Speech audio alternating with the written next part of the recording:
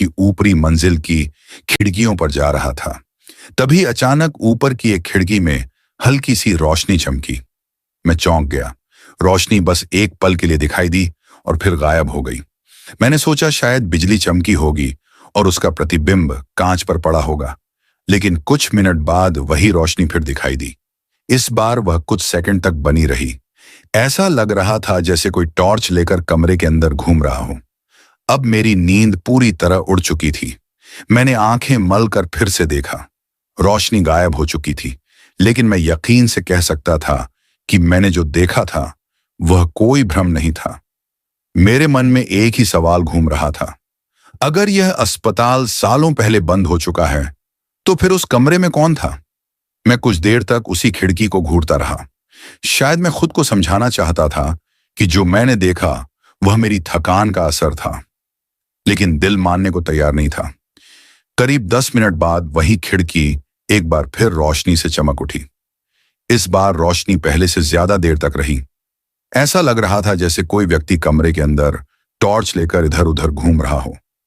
अब मुझे पूरा यकीन हो गया कि इमारत के अंदर कोई मौजूद है। मैंने तुरंत प्रशांत को हिलाकर जगाया। वह घबरा कर उठ बैठा और बोला, क्या हुआ दादा? मैंने खिड़की की तरफ इशारा किया, लेकिन तब तक रोशनी गायब हो चुकी थी। प्रशांत ने कुछ पल खिड़की को देखा और फिर बोला, कुछ नहीं है दादा, आपको शायद वहम हुआ होगा।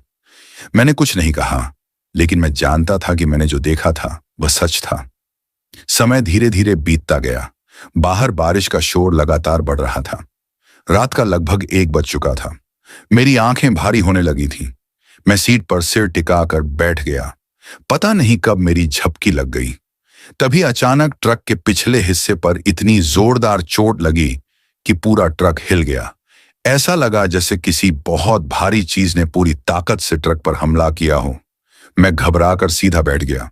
प्रशांत भी चीखते हुए जाग गया। कुछ सेकंड तक हम दोनों के कानों में सिर्फ बारिश की आवाज गूंजती रही। दादा, ये क्या था? प्रशांत की आवाज डर से कांप रही थी। पता नहीं, मैंने बाहर झांकते हुए कहा, लेकिन कुछ बहुत भारी चीज ट्रक से टकराई है। हम दोनों कुछ मिनट तक बिना हिले बैठे रहे। बाहर जाने की हिम्मत किसी में नहीं थी। आखिरकार मैंने टॉर्च उठाई और धीरे से दरवाजा खोला। बारिश अब भी हो रही थी, लेकिन पहले से थोड़ी कम थी। मैं सावधानी से नीचे उतरा और ट्रक के पीछे की तरफ बढ़ने लगा। हर कदम के साथ दिल की धड़कन तेज होती जा रही थी। जब मैं पीछे पहुंचा तो जो मैंने देखा उसे देखकर मेरे पैरों तले जमीन खिसक गई। ट्रक के पिछले हिस्से पर एक बड़ा सा गड्ढा पड़ चुका था। ऐसा लग रहा था जैसे किसी भारी चीज ने पूरी ताकत से उसे अंदर की तरफ धक्का मारा हो। लेकिन सबसे डरावनी बात वह नहीं थी। उस गड्ढे के चारों तरफ कीचड़ से बने कई निशान दिखाई दे रहे थे। पहली नजर में वे हाथों के निशान लग रहे थे, लेकिन वे इंसानी हाथों जैसे नहीं थे। उंगलियां असामान्य रूप से लंबी थीं और निशान ऐसे बने थे जैसे किसी ने ट्रक की बॉडी को पकड़कर पूरी ताकत से झकझोरा हो। मैं कुछ सेकंड तक वहीं खड़ा रह गया। मेरे पूरे शरीर में सिहरन दौड़ गई। मैंने टॉर्च चारों तरफ घुमाई। आसपास कोई नहीं था, न कोई इंसान, न कोई जानवर। मैं तेजी से वापस केबिन में लौटा और दरवाजा बंद कर लिया। क्या हुआ? प्रशांत ने घबराकर पूछा। मैंने उसे सब कुछ बताया। मेरी बात सुनते ही उसका चेहरा पीला पड़ गया। कुछ देर दोनों चुप बैठे रहे। फिर अचानक प्रशांत बोला, दादा, मुझे ट्रक में सुरक्षित महसूस नहीं हो रहा। अगर जो भी था वह वापस आ गया तो? मैंने उसकी तरफ देखा।